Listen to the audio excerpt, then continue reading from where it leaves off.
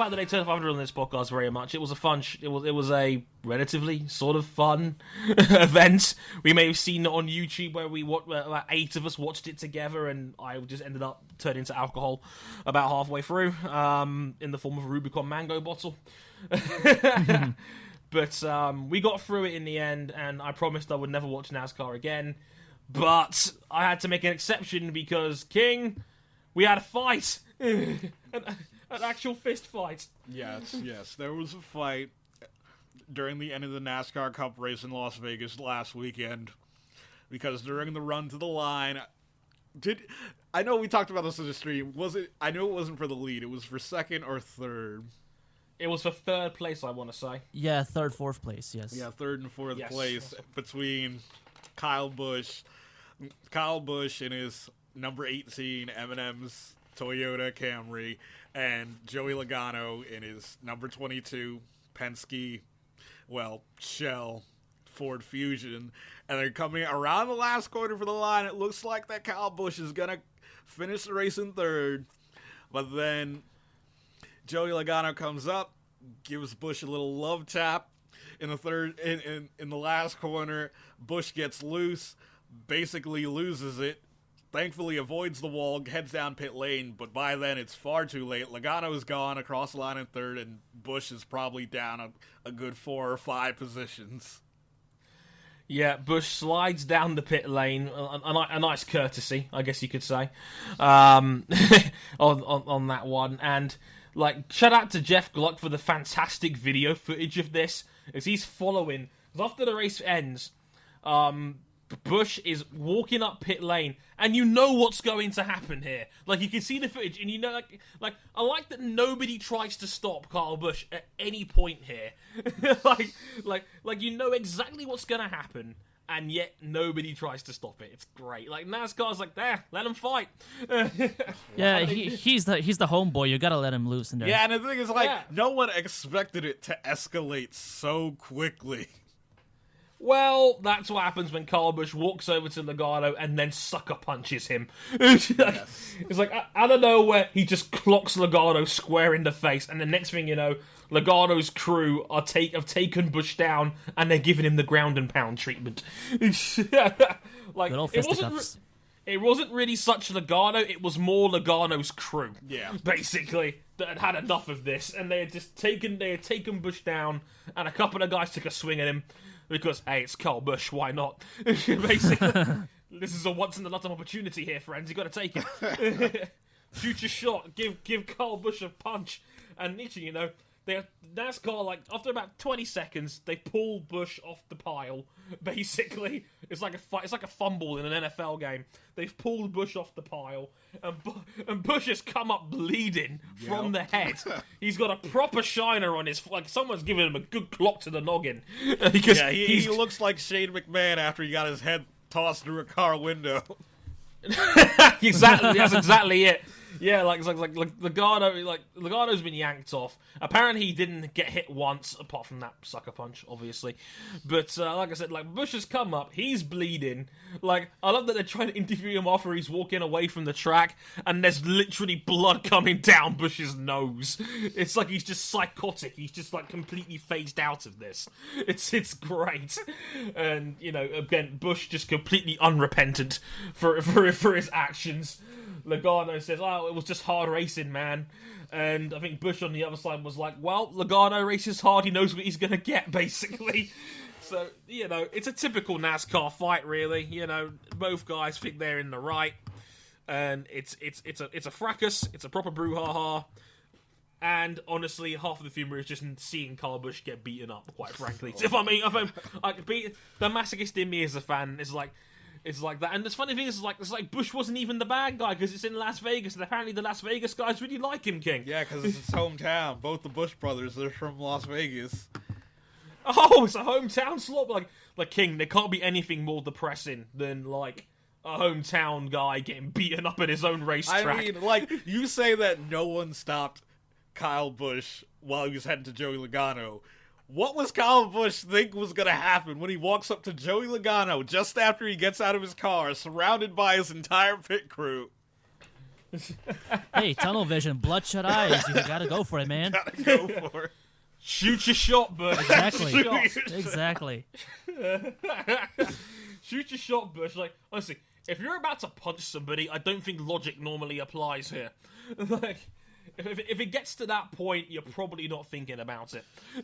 And people are going after NASCAR saying, "Oh, why didn't NASCAR fine or penalize Kyle Busch?" I'm like, well, Joey Logano wasn't fined or penalized for what he did out in track. Yeah, when he T-bowed Kenseth last year, wasn't it? Yeah, or that race where he moved Kyle Busch out of the way. Oh dear. Exactly. Yeah. NASCAR, like I said, secretly NASCAR love this kind of shit. Really, the guys that were more upset were Mars. The guys that sponsor the Mars that actually sponsor Bush. Like, this doesn't represent our values. This doesn't represent our company values. And the thing is, they will like say we're not sponsoring him for this race because they have done it in the past. When he was in the Truck Series, he intentionally took out another driver, and with like 3 races ago in the season, he took out another driver intentionally. And for the last 2 races, they were like, "Yeah, we're not sponsoring you," and he drove around with a blank car. Well, he sure has some history with that, yeah. Yeah, that's America. They're just so petty out there. Like, we're not going to sponsor you for 3 rounds as punishment. We're not dropping you. We're just going to suspend you for a little bit. Yeah. The same company still sponsors him to this day. Yeah, it's like, oh no, we're gonna block your car for a race. Oh, I mean, dear. Would you really let go of your moneymaker even if he just square punched broke some other guy's jaw? No. That's the last thing. That's the last thing NASCAR needs, man. They need all the ratings they can get right now. Have a fight. We need more fights. That's just the reality of it. If you're NASCAR where your ratings are falling, yeah, let's have a fracas. Why not? I mean, it worked for Top Gear. Yeah. For Top Gear. Look at it now. It's as good as it's ever been. But we talked about this, King, because we watched one of our favourite journalists, Bomani Jones, do a video about this a few years ago about you can fight if the sport is right. And like, why do people hate sports fights so much, King? Like, sports fights are amazing. Yeah, it's like it's fine if it's NASCAR, and hockey it's questionable. Like, it's more questionable now because people know more about head trauma. Yeah. And these guys are just wailing on people in these hockey fights where you're basically allowed a little bit of a scrap, but not too much.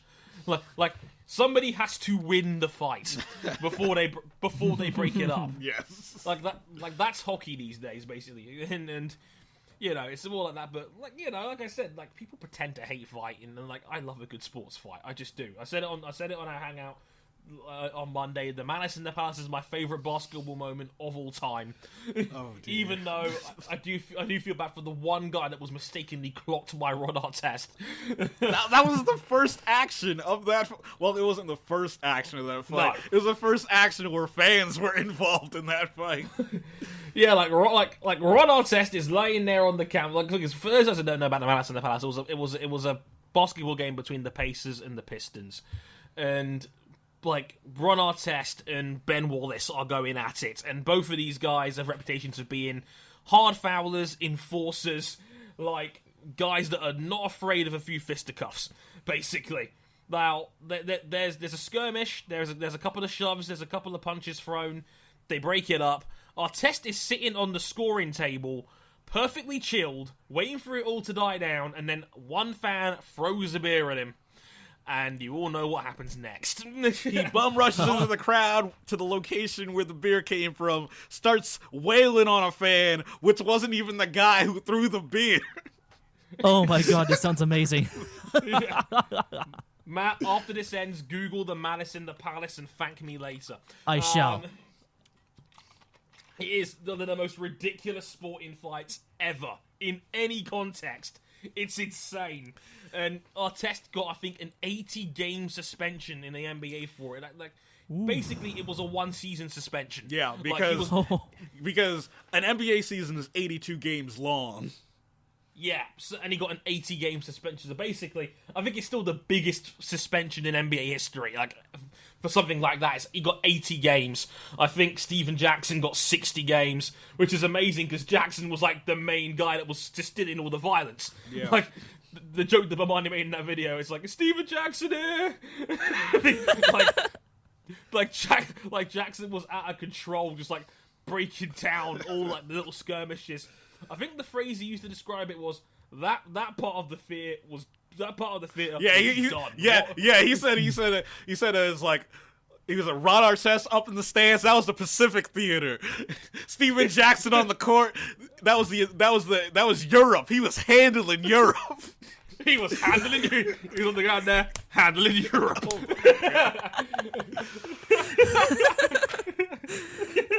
Oh my god! Like they said, security shouldn't have arrested him. Security should have been handing him a hat to give him a tip. Because he was basically like, okay, you got a pacer and a piston fight. Steven Jackson just runs over there, just clocks him, fight over. Runs over to the next fight, clocks the guy, fight over. And that was with Fred Jones on the ground getting the pinata treatment. No. It was like no one out here is like, oh, poor Fred Jones. It is the most amazing thing. I highly recommend that, and I also recommend Mike Kazemba's video he did breaking down said Malice in the Palace. And how about overdramatic? Yeah, a bit overdramatic, but he breaks it down to the point where it's like the fan that Ron Artest started wailing on, like the guy who threw the beer ran over to Ron Artest and tried to pull him off the guy he was punching. Oh, it's like he's had a face turn. It's like, no. Fight me instead. But yeah, that's probably like one of the... Looking back, it's hilarious, but in the moment, it's probably like one of the most ugliest moments in American sports. It's ugly, and that's what makes it so beautiful all at the same time. Because remember, kids, if you're getting into a fight on the ground, just pray that Steven Jackson is there for you. Yeah, it's like there's only like a handful of sports where fighting is okay. It's pretty much NASCAR, sometimes hockey, and baseball. That's it. Oh, I love a good baseball fight. Oh man. Yeah, because when a baseball fight happens, it's everyone. The dugout's clear, and there's 100 people scrapping on the middle of a baseball field. It's amazing. Going over the top, yeah. Yeah, like everybody. Like there's almost a situation where it's almost you're obligated to be involved in the fight if a fight happens in baseball. If you're on the bench, you're obligated to get out there and help your teammate. Yeah, exactly. It's like you look like an arsehole if you're the one that didn't go out there to protect the fight. Yeah, you just sat there on the bench and just waited for it to clear out. No, you don't do that.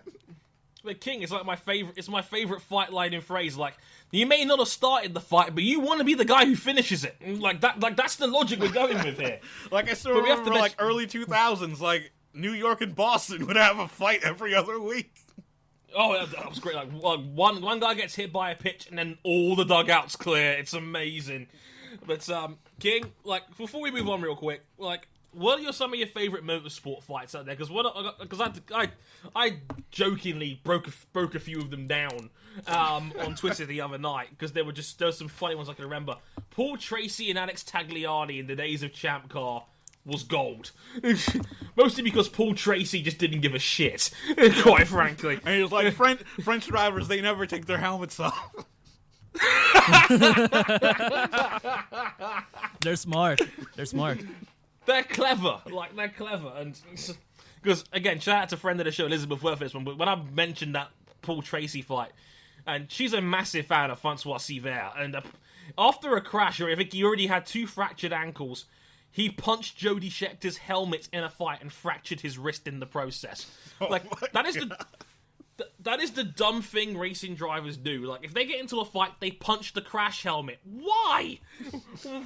It's the natural instinct of going for the head, you know? Yeah. But they forget that there's a crash helmet in there, and it's going to crack open your hands. I mean, like, there's some, like, in hockey, there's, like, this weird etiquette in hockey where if you're going to have a fight in hockey, you always take your helmet off and drop the gloves. I don't know why you take the helmet off, but you take the helmet off and you drop the gloves.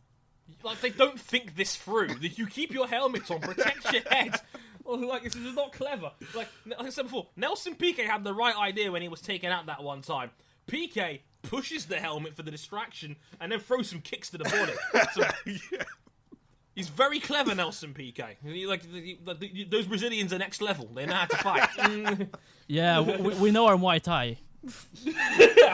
Like, I was hoping for some capoeira, but I will also settle for some kung fu kicks to the crotch from Nelson Piquet. He just goes full kung fu on him for a minute there. It's like, or Nelson Piquet Jr. attacking people in the parking lot. That was a great one. Full Tracy was a great one. I mentioned one from like the BSB Riders Cup the other day, right? Hang on, I'm gonna see if I can find this. Like, I don't know if you guys saw the clip I put of this, but I'm gonna play this like live. There was a fight at Alton Park in 2014 in a BSB Superstock 1000 race. Okay. Yep. I'm gonna put this in the Skype chats, and you're gonna get a live reaction to this. Don't play it until I tell you to, okay? So keep it paused and keep the timer at 0, alright? Okay. You guys ready? Ready? Okay, 3, 2, 1, play. Okay, I'm gonna run this through, okay? They're coming over the top corner here, right? You see the crash is about to be right about now, okay? Yep, you see I it just in the saw back. him fly off. Yep, It just goes off crashed it. camera. What's off the the guy in the camera. red? Give us some ground and pound. There you go. He just goes immediately. He just pins it to the ground. He just goes for the... No, wait, it gets better. Look, the guy in the blue, right, gets up and he comes up and he goes... Oh! Wow! He's all the way to him. Oh, man! I think he knocked the protection of the helmet back. Oh my god! The guy in the red helmet is giving him the pinata treatment on the ground. There, he's punching the helmet. He need him in the helmet. Oh, it didn't even look like that. It looked like he just did the Big Show just KO punch and just walked away. No, he's like giving him a couple. He's giving him a couple of the knees, and then the guy gets up afterwards and is like, "No, come here!" And he sucker punches him right in the back of the helmet. It's amazing. Oh my god! Like, riders just don't get it. You don't. Why do you aim for the helmets, people? It's terrible. But I had to play that one. That one is just gold to me, quite frankly. I just, it's amazing. But King? It's time for you to rant about your beloved new motorsport.